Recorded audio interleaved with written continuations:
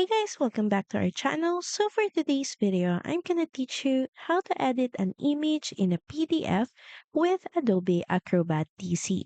So first head over and launch your Adobe Acrobat app. Then start opening up the file with the image that you would like to edit. And we have here this image for example. From here, all you have to do is click on the image that you would like to edit, then click on the Edit Image setting or option. Just wait for your image to load.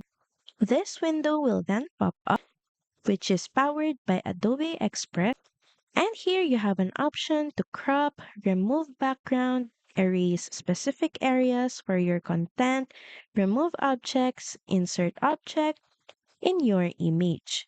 You can also do adjustments to light and color and even detail. You can also adjust the corners of your image. You can also flip your image and change opacity. And if you switch to effects, here you can see various effects that you can choose from and you can apply on your image. Then once done, just head over and click on apply. So that's pretty much it. Thank you very much for watching this video and I'll see you again on the next one. Bye!